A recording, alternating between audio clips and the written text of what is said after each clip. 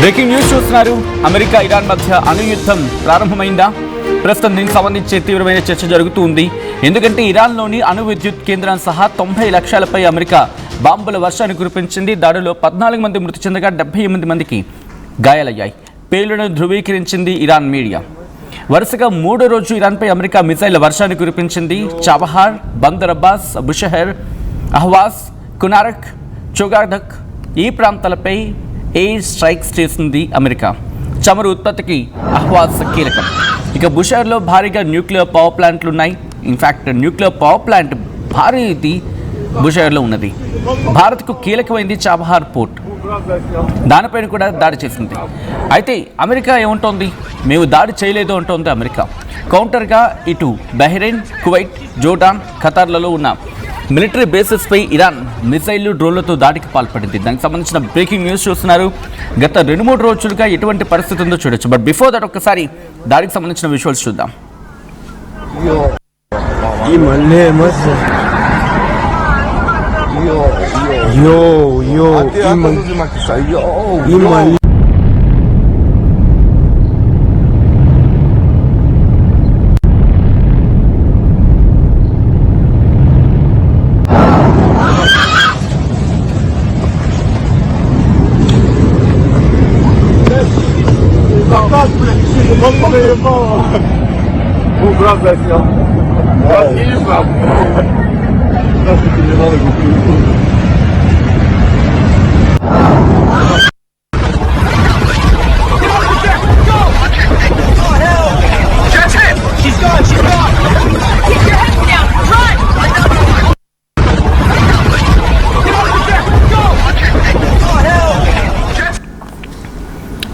ఈ కథను మిమ్మల్ని కాస్త కలవరపరచచ్చు. దీనికి సంబంధించి తగిన జాగ్రత్తలు తీసుకోవాలని ఆర్టీవీ సూచించడం జరుగుతోంది. This is the disturbing content. వీరి డిస్క్రిప్షన్ ఇస్ హైలీ అడ్వైజ్డ్. ఆ విజువల్స్ మీరు చూస్తూ ఉన్నారు. గత 2-3 రోజులుగా జరుగుతున్న దాడులకు సంబంధించి ఇటు న్యూక్లియర్ పవర్ ప్లాంట్ దగ్గరలో దాడులు జరిగాయని చెప్పి ఇరాన్ పేర్కొనడం ఇప్పుడు ఈ అంశానికి సంబంధించి మరింత తీవ్రతను అద్దం పడుతూ ఉంది. ఎందుకు బుషహర్ అంత కీలకం అనేది మరి కాసేపట్లో మాట్లాడుకోబోతున్నాం. అండ్ న్యూక్లియర్ పవర్ ప్లాంట్ వాళ్ళకి ఎందుకు అంత కీలకమైంది? అండ్ న్యూక్లియర్ పవర్ ప్లాంట్, అది కూడా భారీ న్యూక్లియర్ పవర్ ప్లాంట్ ఇరాన్కి సంబంధించి ఇక్కడ దాడి చేయడం వెనకాల కారణం ఏమై ఉండొచ్చు? ఎవరి వ్యూహం? అయితే అమెరికా మాత్రం నేనేం దాడి చేయలేదు అంటూ ఉంది. మరి దాడి చేసింది ఎవరు? ఇజ్రాయెల్ దాడి చేస్తుందా, లేకపోతే అమెరికాని స్ట్రాటజీ మార్చిందా?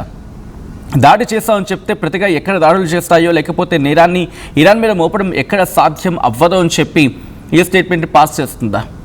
ఎందుకంటే కొన్ని సందర్భాలు అయితే మాత్రం ఎస్ నేనే దాడులు చేశానని చెప్పి అమెరికా ఒప్పుకుంటూ ఉంది. బట్ కొన్ని సందర్భాల్లో మాత్రం ఇలా దాడి చేసినప్పటికీ తాను దాడి చేయలేదని చెప్పి చెప్పుకునే ప్రయత్నం జరుగుతూ ఉందా? దీని గురించి మనం మాట్లాడుకోబోతున్నాం.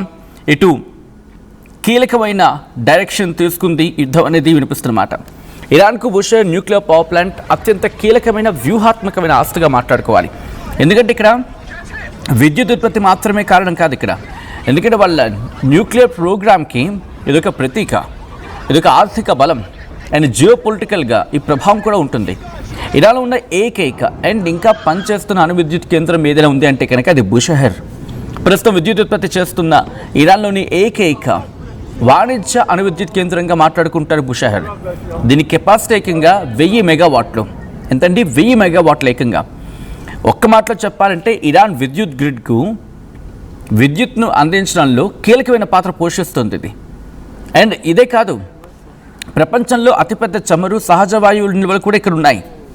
దేశీయ విద్యుత్ అవసరాలకు అణుశక్తిని ఉపయోగించడం కారణంగా, లేకపోతే చమురు గ్యాస్ను విదేశాలకు ఎగుమతి చేసి ఎక్కువ విదేశీ మారక ద్రవ్యాన్ని సంపాదించడంలో కీలక పాత్ర పోషిస్తోంది ఈ బుషహర్ ప్రాంతం అండ్ ఈ న్యూక్లియర్ పవర్ ప్లాంట్.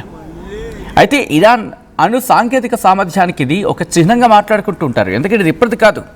బుషహర్ నిర్మాణం అనేది ఏకంగా 1970లో జర్మనీ స్టార్ట్ చేస్తుంది. ఆ తర్వాత 1979 ఇస్లామిక్ విప్లవం వచ్చింది. ఆ తర్వాత ఆగిపోయింది. ఆ తర్వాత మళ్ళీ రష్యా సహకరించింది. అండ్ ఇది పూర్తవడానికి పూర్తిగా 2011లో పూర్తయింది. ఆ తర్వాత పనిచేయడం స్టార్ట్ చేస్తుంది. దీని ద్వారా ఇరాన్ ఇంటర్నేషనల్ శాంక్షన్స్ మధ్య కూడా తన న్యూక్లియర్ టెక్నాలజీని డెవలప్ చేయడానికి ఏ స్థాయిలో కృషి చేస్తుందో మాట్లాడుకుంటూ ఉంటారు. అండ్ ఈ డెవలప్మెంట్ చేయగలమని చెప్పి ప్రపంచానికి చూపించింది కేవలం ఇరాన్ ఇంటర్నేషనల్ శాంక్షన్స్ ఉన్నప్పుడు ఇలా చేయగలిగిందంటే ఇంటర్నేషనల్ శాంక్షన్స్ కనుక లిఫ్ట్ అయితే పరిస్థితి ఏంటి? అండ్ ఇది కేవలం ఇరాన్కి మాత్రమేనా కాదు, రష్యాతో వ్యూహాత్మక సంబంధాలకు ప్రతీకగా మాట్లాడుకుంటూ ఉంటారు. ఎందుకంటే ప్లాంట్ని పూర్తి చేసింది ఎవరు? రష్యా. అనే ఇంధనాన్ని కూడా రష్యానే సరఫరా చేస్తూ ఉంది.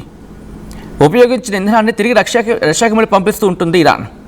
అందువల్ల ఇరాన్ రష్యాకి ఇది వ్యూహాత్మక భాగస్వామ్యం ఇది. అండ్ పర్షియన్ గల్ఫ్ తీరంలో ఉంటుంది ఇది బుషహర్ ప్లాంట్. మీరు గమనిస్తే పర్షియన్ గల్ఫ్లో ఉంటుంది. అంటే ప్రపంచ చమురు రవాణాకు కీలకమైన సముద్ర మార్గాల్లో దగ్గరలో ఉంటుంది. దాని కారణంగా ఒకవేళ ఏదైనా జరిగితే కనుక ఇది మొత్తం ప్రపంచం మీద ప్రభావం చూపిస్తూ ఉంటుంది.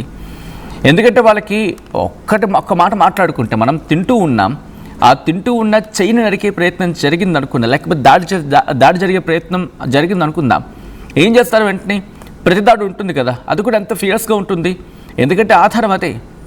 లేకపోతే తింటున్న ఆ ఫుడ్ వచ్చే రిసోర్స్ని కట్ చేసేస్తే ఏం చేస్తారు? ఎవరైనా ఆకలితో ఉన్నవాడికి ఇంకా ఆర్తనాదాలు కాదు, ఇక వాడి ప్రాణాలు తెగించి పోరాడతాడు.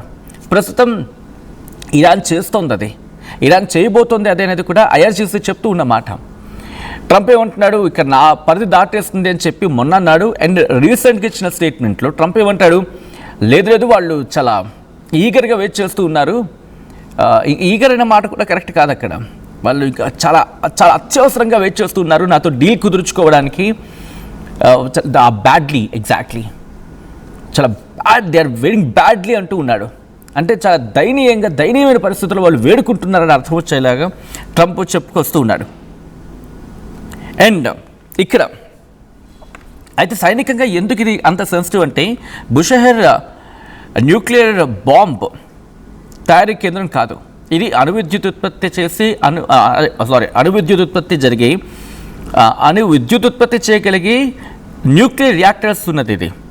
అయినప్పటికీ రియాక్టర్ దెబ్బతింటే దాని నుంచి వచ్చే రేడియేషన్ లీకేజీ ప్రమాదం ఏ స్థాయిలో ఉంటుందో అర్థం చేసుకోవచ్చు. అందుకే ఇంటర్నేషనల్గా ఈ న్యూక్లియర్ పవర్ ప్లాంట్స్పై దాడులు అత్యంత ప్రమాదకరంగా భావిస్తారు.